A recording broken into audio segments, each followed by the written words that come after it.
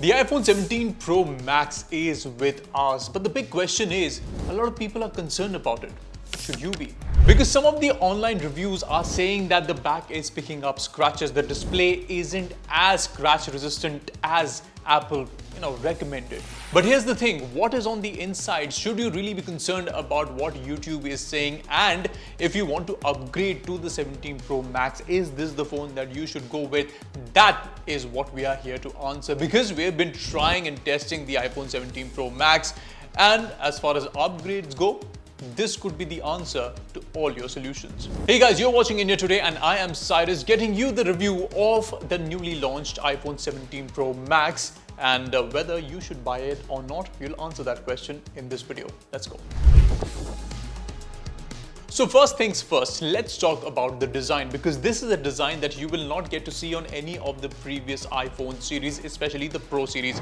I just love what they've done with the plateau and the ceramic glass that you have on the back. Now, this is aluminum alloy and anodized aluminum, which means that heat dissipation is better on the iPhone 17 Pro. At least that's what Apple says. But when I was using this phone outdoors in the heat, the temperature in Delhi can reach up to 50 degrees at times. The phone was heating up a bit.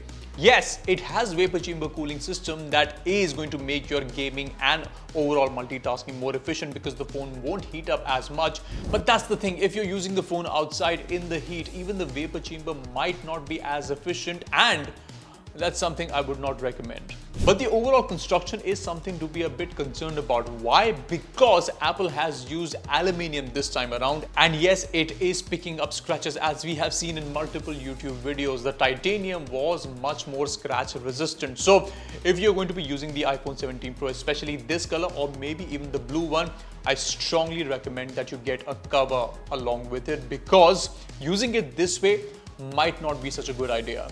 It is heavy this time, 223-25 odd grams, and in the light might not feel as heavy as the 16 Pro series, but again, this is a bigger display that you are getting, so the overall heft might not feel that heavy in the pocket, but the overall hands feel is good for the 17 Pro, even if the screen is much bigger this time.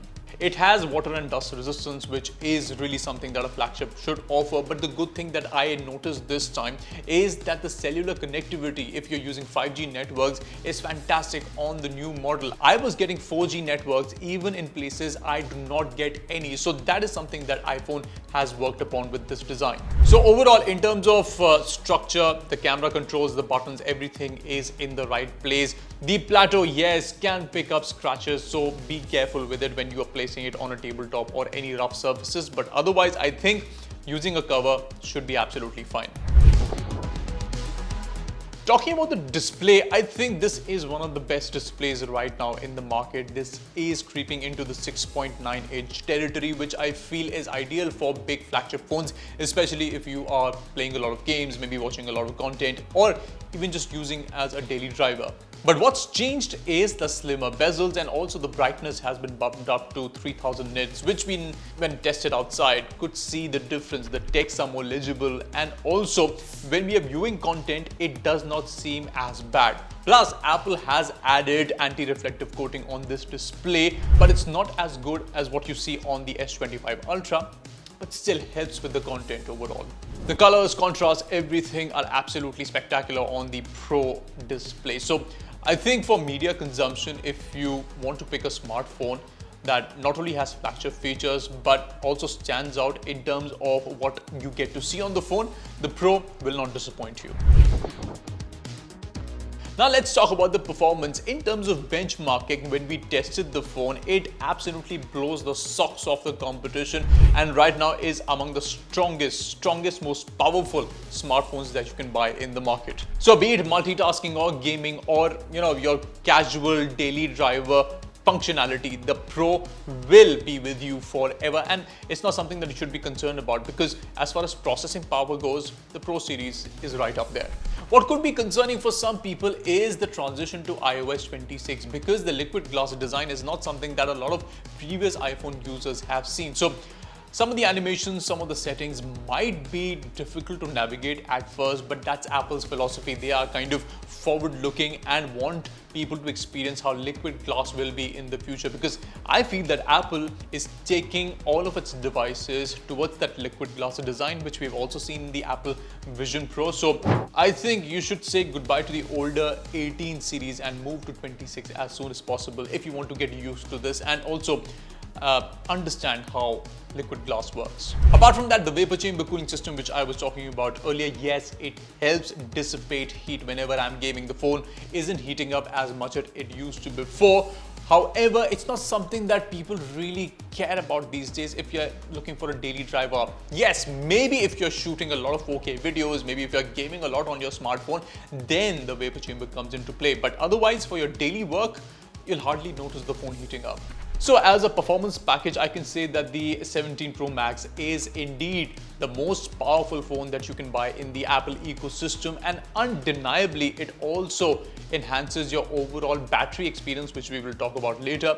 But otherwise, I don't see it being a problem, even if you're wanting to use this as your maybe a filming device or a gaming device. This one is right up there. The camera upgrade is something that a lot of people are talking about, and when I tested the camera, it is absolutely fantastic.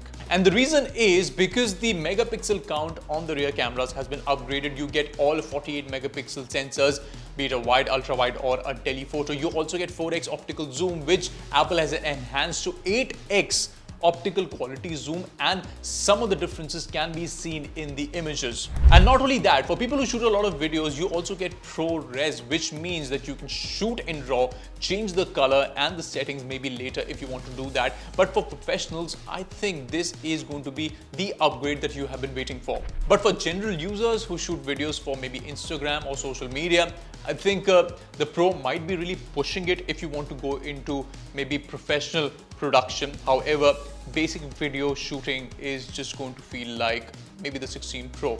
Not that different. The real game changer could be stabilization, because this one comes with an action mode where you can focus on one subject, and even if you are moving around, the focus does not shift. The stabilization is absolutely perfect, and this works when you are shooting videos on the go. Picture quality is excellent, and I don't think that you will have any complaints in terms of the color quality, the dynamic range or the contrast, because the spectrum of colors that you get to explore on an iPhone camera is indeed one of the best that you get in the segment, and I honestly do not have any complaints with the camera system. Apple has done a good job here. What's even better is the front camera, 18 megapixels, and the color science and quality. I mean, it's an Apple camera, right? So you won't have any problems. But the advantage here is with the front camera, which is an 18 megapixel shooter, and you now get to shoot in landscape mode without tilting your phone, which means that you will get 16:9 videos and photos right here with the front camera. And that's possible because of the new square sensor that Apple is using this time around, and I think they should have done it way before. They're just coming late to the party, and with videos and photographs, it's never too late, right? And also an advantage, a feature that Apple has introduced, was introduced by Samsung a long time ago, is dual video. So if you're someone who creates a lot of content, you do a lot of vlogging, you will now be able to shoot yourself and what's happening behind you with the same camera. So another handy feature that Apple's introduced. So overall, as a camera system, the Pro is great. I don't know how many people actually use the camera controls to click, but it's right there if you want to use it. Otherwise, you will be satisfied with the camera, no problems at all. And yeah, for social media, it's just a perfect setup. Battery life is one of the best on the 17 Pro Max. We have tested it out. It will easily last you more than a day. In fact, the screen time that I was getting with the Pro Max is somewhere around 10 to 11 hours, which is fantastic, and that too on a single charge.